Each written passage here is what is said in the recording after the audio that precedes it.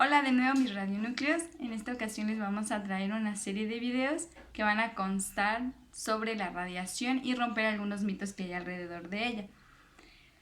Nosotros también vamos a responder algunas preguntas que nos dejen en nuestras redes sociales, justamente para poder reflexionar acerca de todas estas cosas que salen alrededor de las radiaciones, que no todas son verdad.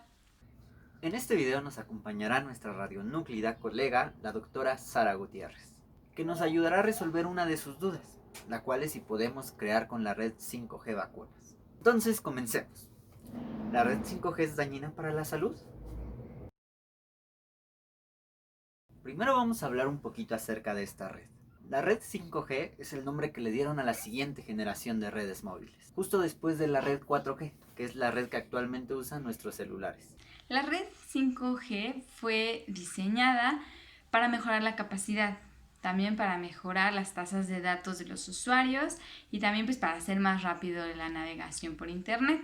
Entonces se puede decir que la red 5G es prácticamente la red 4G, pero mejorada. Es decir, que este es un facilitador de clave del mundo digital. Entonces el video HD será algo súper común y estará disponible en cualquier lugar. Incluso podremos ser o trabajar mediante conferencias virtuales, como lo hacemos ahora, solo que de manera más estable. Incluso tú que vives ahí en un lugar olvidado por Dios, podrás hacerlo sin ningún problema. La red 5G también será una pieza clave para el Internet de las Cosas, al proporcionar la plataforma y los servicios necesarios para conectar y operar adecuadamente una gran cantidad de objetos. Además de varios servicios de misión crítica, por ejemplo el tráfico o el servicio de ambulancia. En el caso del tráfico, nosotros a veces vemos en algunas aplicaciones donde nos muestran las calles y el mapeo de todas las calles, es que nos avisa en qué calle o en qué avenida hay tráfico.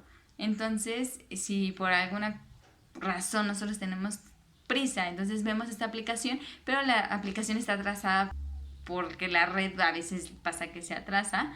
Entonces cuando llegamos al punto que nos decían que hay tráfico, pues vemos que no hay y qué padre. Pero cuando es el caso al revés, en el que nos dice que no hay tráfico, llegamos a la avenida y vemos que está llenísimo de carros, es cuando ya nos empieza a afectar, ya sea para llegar al trabajo o para alguna urgencia.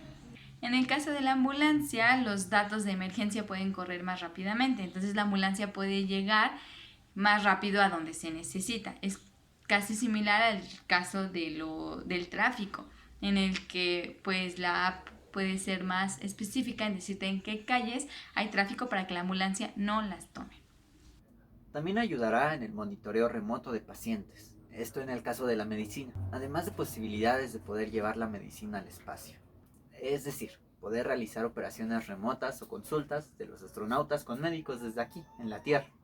A esto se le conoce como telemedicina. En pocas palabras, la red 5G es la nueva generación de tecnología inalámbrica celular, que puede ofrecer una potencia de conexión masiva y una velocidad muy rápida de Internet para la transferencia de muchos datos.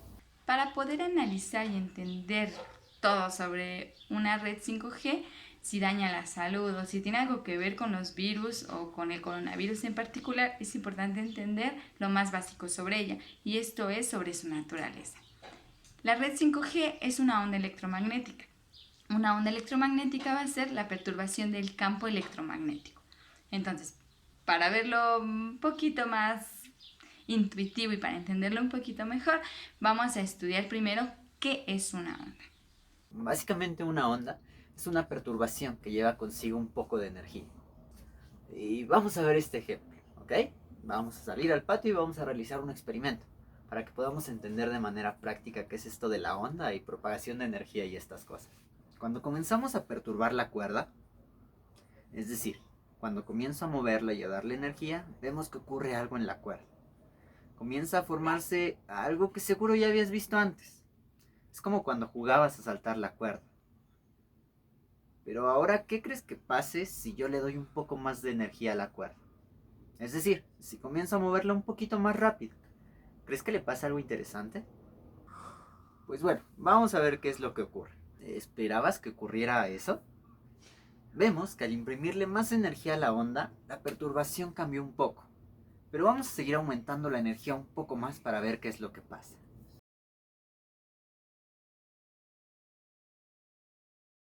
Ahora vamos a ponernos de acuerdo sobre los nombres. Los físicos, que a veces pueden ser gente muy extraña, tienden, y como todas las personas en el ámbito científico, tienden a ponerle nombre a las cosas. Entonces, la parte más alta de la onda le vamos a llamar cresta y a la parte de abajo le vamos a llamar valle. Entonces, en cuanto se repite una de esta formita, le vamos a llamar longitud de onda. Entonces, si nosotros seguimos con el mismo procedimiento de darle energía a la cuerda, vamos a ver que esta longitud de onda va a ir disminuyendo cada vez más. Otro de los conceptos súper importantes para poder entender esto de las ondas es la frecuencia. Básicamente es el número de repeticiones por unidad de tiempo de cualquier evento periódico. En nuestro caso será el número de veces que se repita la onda, en un segundo, por ejemplo. Si tenemos una onda que completa un ciclo, en un segundo va a ser una frecuencia de 1 Hz. Entonces, si nosotros tenemos la onda completa, por ejemplo, en 2 ciclos, en un segundo va a tener una frecuencia de 2 Hz. Entonces, si una onda completa va a pasar 100 ciclos en un segundo, ¿qué frecuencia va a tener? Entonces tenemos que entre mayor sea la frecuencia, menor será la longitud de onda. Recuerda nuestro experimento. Mientras más energía le poníamos a la cuerda, lográbamos que se moviera más rápido. Pero la distancia entre las crestas se hacía cada vez más y más pequeña. Y a frecuencias más pequeñas la longitud de onda va a aumentar. No lo olvides. Frecuencia alta implica una longitud de onda pequeña. La frecuencia baja implica una longitud de onda grandota. Frecuencia alta implica mucha energía. Y una frecuencia baja implica poca energía. Pues bien, ya tenemos todos los ingredientes necesarios para poder entender lo que es una onda y en eso también las ondas electromagnéticas. Ok, entonces las ondas electromagnéticas van a ser muy parecidas a este experimento de la cuerda, solamente que nosotros vamos a tener perturbaciones del campo electromagnético, pero nosotros lo podemos ver como si tuviéramos dos cuerdas puestas perpendicularmente, donde una de estas cuerdas va a ser la perturbación de campo eléctrico y la otra va a ser la perturbación del campo magnético. Y juntas van a ser una onda electromagnética. Depende de la longitud de onda donde éstas se encuentren en el espectro electromagnético. Estas se van a clasificar dependiendo de esta forma. ¿Te diste cuenta que la luz que podemos ver está ahí? La luz es una onda electromagnética. Y también están ahí las ondas de radio, los microondas, el infrarrojo, los rayos X, rayos gamma y un montón de cosas ahí en el espectro electromagnético. Todos estos fenómenos son una onda electromagnética, con el mismo fenómeno físico. Lo único que está cambiando es qué tan energética es esta onda. Sí, Marco, sí, Karen. O sea, ya vimos qué son las ondas. ¡Woohoo! ¡Qué divertido! ¿Pero hacen daño, sí o no? Bueno, pues depende. Y depende de qué tan energéticas son estas ondas, ¿ok? Si las ondas son tan energéticas que son capaces de dañar a las células, rompiendo los enlaces que hay entre átomos para formar las moléculas, entonces sí vamos a tener daño. Pero si las ondas no tienen esta energía, no van a poder hacernos nada, ¿ok? Es como si pasara esto.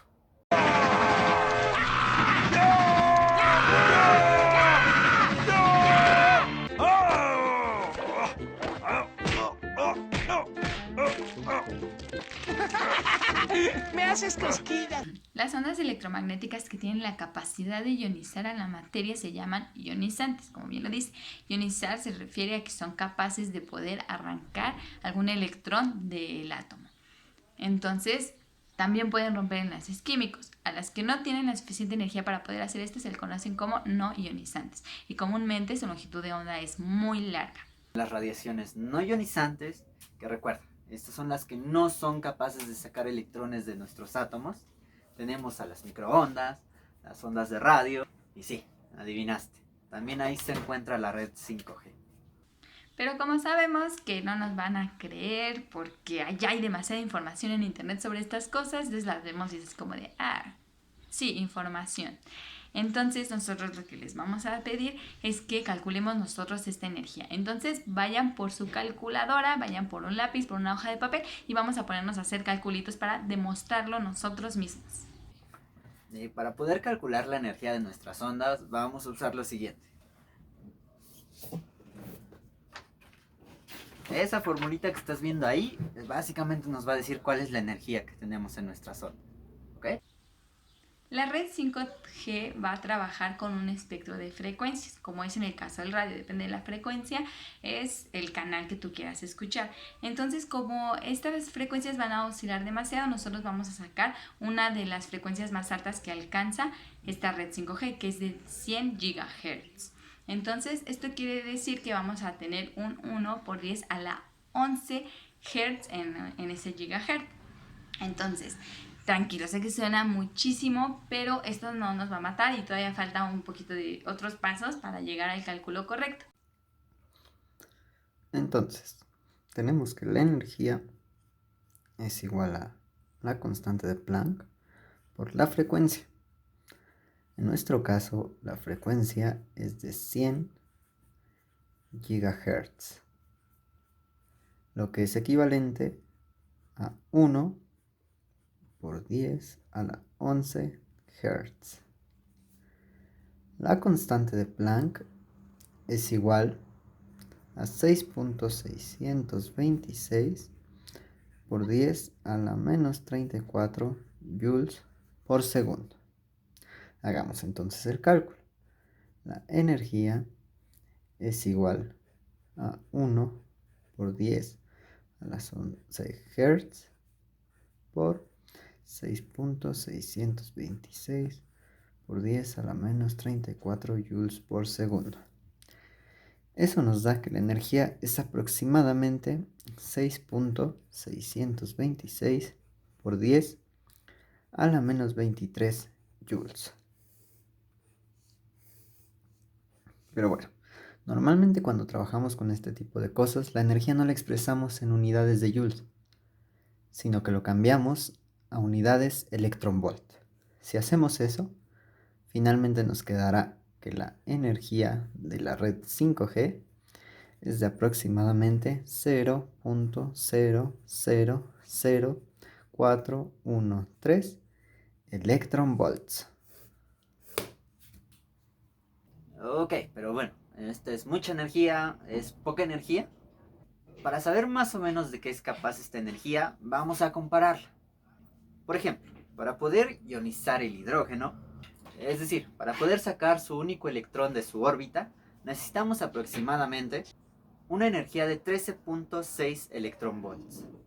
Y es más, te vamos a dejar aquí abajo la siguiente tabla para que puedas comparar los valores de la energía que obtuvimos con la red 5G y los valores de energía necesarios para poder ionizar cada uno de los elementos que conocemos. Para ejemplificar, nuestros cuerpos están hechos de chomps, es decir, una C de carbono, una H de hidrógeno, una O de oxígeno, una N de nitrógeno, una P de fósforo y una S de azufre. Entonces podemos ver en la imagen que les acabamos de mostrar que estas energías todavía son un poquito altas para lo que alcanzó nuestra red 5G.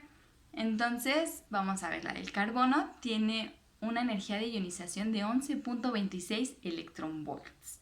El hidrógeno, ya lo mencionamos, el nitrógeno tiene 14.53 electronvolts. El fósforo tiene 10.49 y el azufre cuenta con 10.36. Esto es demasiado alto para lo que habíamos calculado. La energía de la red 5G no es suficiente para poder ionizar átomos.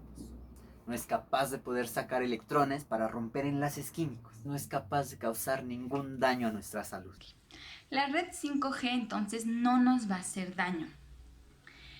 En lugar de preocuparnos por esta red, que en realidad tiene una longitud de onda muy larga como para poder ionizarnos y hacernos daño por radiación, deberíamos poner atención en las cosas que realmente nos pueden afectar. Por ejemplo, el sol. El sol irradia ondas ultravioleta y estas sí son capaces de ionizar nuestra piel. Entonces, por eso es que ha habido muchas muertes por cáncer de piel. Ahora responderemos la pregunta que nos hicieron en un post. Y esta era que si la red 5G podía ser usada para la realización o fabricación de vacunas.